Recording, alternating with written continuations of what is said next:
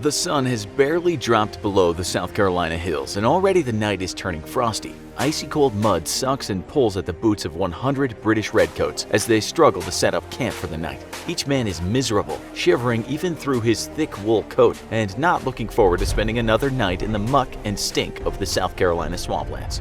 It's bad enough that the American colonists have rebelled against the crown and dared to challenge the most powerful empire in history for their independence. If it wasn't for the damned French and the ever-pestering Spanish back in Europe, this rebellion would have been put down in months. The full might of the British Empire descending on the rebel colonies like a stern parent disciplining a misbehaving child. The gumption of these colonists to complain and rebel, while the rest of the empire accepts its burden for the glory of the crown.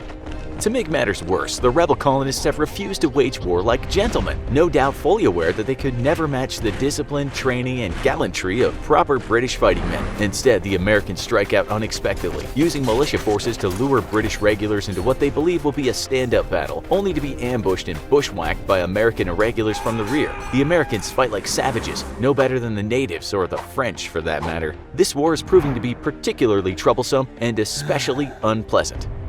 As the British redcoats set up their camp, the weary men establish a rotation of sentries. The swamp is dark and the knee-high water freezing. None of the sentries or the officers in command seriously believe they're in danger of attack here, but one must always be dutiful. The sentries are tired after days of trudging through these swamps, seeking out a rumored force of Americans hiding out here, men led by a general whom has earned himself the name of Swamp Fox for the disgraceful hit-and-run tactics, ambushes, and general bushwhackery. The Swamp Fox has savaged British supply lines for weeks and taken much plunder and booty, helping to keep the regular colonial militias armed and supplied, while denying those same critical supplies for British forces.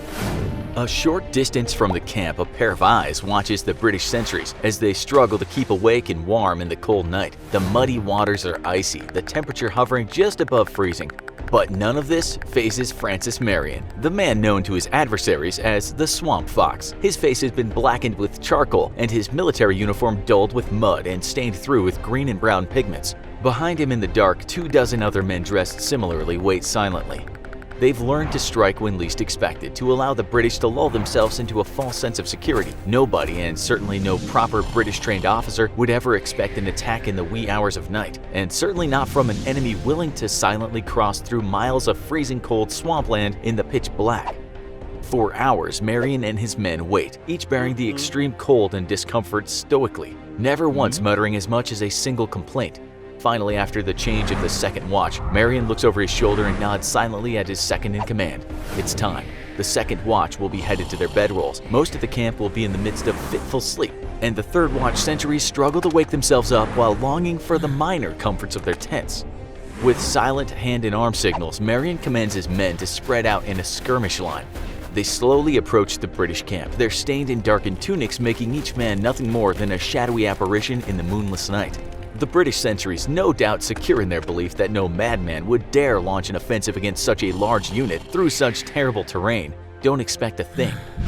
Now, within a few dozen yards, Marion lets out another hand signal and the skirmish line freezes. Several men slowly make their way forward. These are Marion's sharpshooters, hand-picked as the finest shots in this small command of irregulars. Moments of silence hang heavy in the dark swamp, broken only by the splintering of logs from the roaring British fires. Then, with a nod, the sharpshooters open fire. 4 sentries are immediately down, 2 men each targeting the same sentry to ensure a swift kill. Despite the sharp cracks of rifles, the rest of the British camp is in disbelief for a few moments. Marion and his men charge forward, though not a single battle cry escapes their lips. The men are silent, wraiths descending on a slowly waking British camp, hell-bent on death and destruction.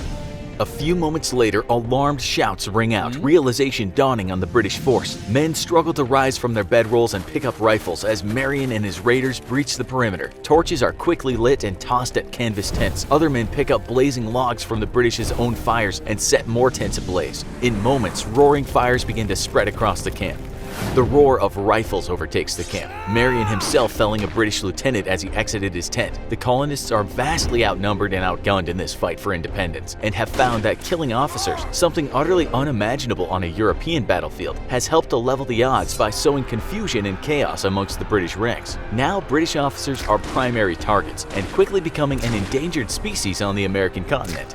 His rifle spent, Marion slings it across his shoulder and grabs a pistol at his belt, dropping yet another British soldier exiting his tent. Marion's men follow suit, firing rifles and switching to pistols, and finally, each man unsheaths their own personal close-quarters weapon. Some of the raiders carry Indian tomahawks, others large knives and axes. Marion carries a saber, lifted from the corpse of a slain British officer. In the close quarters of the British camp, the combat very quickly becomes hand-to-hand. The British are in complete disarray, even as surviving officers struggle to get a handle on the situation. The surprise attack has caught the British unit completely off guard. They simply do not teach nighttime swamp ambushes or how to react to one in the officer schools of the British Empire. Yet the British forces vastly outnumber this small band of raiders, and if the men can be rallied, then the attack can be repelled. A British officer lifts himself up onto his horse, calling out above the din of the hand-to-hand slaughter. Atop his horse, he is a visible beacon for the British forces to rally around, and the added stature grants him authority that helps combat the panic spreading through the British troops. It also makes him a very easy target. A single sharp crack sounds from the swamp a few dozen yards outside the camp. The British officer falls from his horse. Ringing the camp, Marion has stationed individual sharpshooters who take their time loading their muskets and carefully selecting targets of opportunity amidst the chaos. The raid is bold, and the British have been taken completely by surprise. Yet the 24-strong raiding party is vastly outnumbered. Marion ducks a wild stab from a young redcoat and dispatches the unfortunate recruit in swift fashion. Then, putting fingers to his lips, he lets out 2 sharp, loud whistles. All around the camp, Marion's men immediately disengage from the fight, rushing back into the dark swamps. At first, the British give chase, but the sharpshooters Marion has placed around the perimeter of the camp drop redcoats one by one. Seeing their compatriots fall to invisible rifles in the pitch-black swamp, the rest of the men second-guess their decision to give chase. In moments, the swamp is silent again. Marion and his raiders are long gone. The British rush to put out the fires consuming their tents and supplies, while others tend to the wounded. There aren't many wounded men. Marion's men brutally efficient in their hand-to-hand combat. By the time dawn breaks, the British men will count 32 killed, 10 wounded, with 7 dead American raiders. Most of their supplies have been lost to the fires, and what wasn't consumed by flames was stolen by a band of rebels that used the chaos of the raid as a cover to plunder precious supplies. The British unit will be forced to turn back out of the swamps, regroup, and resupply. The British are now utterly infuriated with the colonist rebel who has made the swamps of South Carolina and adjacent states his hunting ground. Colonel Bannister Tarleton has been dispatched from New York to hunt down Francis Marion, and word has quickly reached the Americans thanks to an extensive network of rebel spies and informants. Tarleton is frustrated almost immediately upon arriving in South Carolina. He is fully aware that the American colonel is himself aware of Tarleton's arrival, and his mission to seek him out and destroy him and his men. Yet the British are themselves all but blind to the movements of the Americans or their intentions. A small contingent of loyalists feed the British information when possible, but this is nothing compared to the sophisticated spy ring that the colonial rebels have established across the East Coast. Not a single British unit can move without the American forces knowing size, composition, and destination. All of this is deeply frustrating for Tarleton, who is the closest that the British have to a man that can match Marion's talents for irregular warfare, a highly skilled cavalryman. Tarleton and his light cavalry forces are quick and can maneuver through difficult terrain better than the British regulars. His keen hunting instincts make him confident that he can find the elusive American colonel, causing so much trouble for the crown. Plunging into the swamps with a force of 150 men, Tarleton doesn't repeat the mistakes of previous British forces. He makes good use of scouts, sending men out ahead of his formation to seek out the trails and passes through which the ghost-like Marion and his men move through the vast swamps. He fails, however, to make use of scouts to secure his flanks, a mistake he'll only make once, as he and his men wander into a carefully planned ambush. Marion and his men strike at both flanks of Tarleton's formation, taking the British colonel by surprise. A dozen or more men fall in the first volley, and the rest of Tarleton's company rushes to find cover behind trees and fallen logs. This is no gentleman's war and far from the orderly formations of soldiers who march upon each other on declared fields of battle and take turns loosing volleys of fire against one another. This is the devil's own war, an ungentlemanly display of violent vulgarity, and Tarleton is ill prepared for it. Marion, on the other hand, is a seasoned professional of this new type of war. His men loose volleys in rapid succession, and after a predetermined number of firings by each man, they begin to break away in pairs. Two men slink back toward the safety of the swamp as another pair loose a volley of fire at the British. This ensures that any pursuit will be delayed as long as possible. The British regulars hesitant to poke their heads up as long as the Americans are still firing. Marion's men grew up on this land, hunting and trapping for a living. They are crack shots to a man and know the terrain. Marion and his forces break off the attack completely after only a few minutes. His strategy is simple. Rather than face the superior British forces outright and attempt to destroy them, he is content to simply bleed them dry one skirmish at a time. The tactic is incredibly effective, and Marion's lightning raids are serving to destroy the morale of the British regulars and tie down sizable amounts of forces as the British attempt to secure their supply lines and rear areas. This in turn means less redcoats for the colonial militias to face, and that's good because the war has been largely disastrous for the colonists. The British have handed the rebels defeat after crushing defeat, and American victories are few and far between.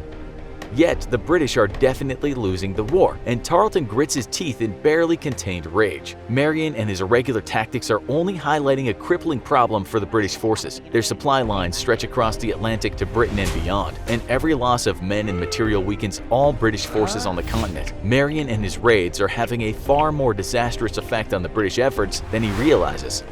To make matters worse, the damned American is proving impossible to corner. Raid after raid, Marion and his men break off from Tarleton's forces slinking back into the swamp. They retreat into the deepest parts of the swamp where pursuit by even Tarleton's cavalry is impossible. He's already lost 6 horses to the treacherous terrain and 24 to the constant raids. Tarleton yearns for a stand-up fight to corner this damned swamp fox and cut off all possibility of retreat. If he could manage such a feat, he would handily defeat Marion and his forces, ending the scourge once and for all.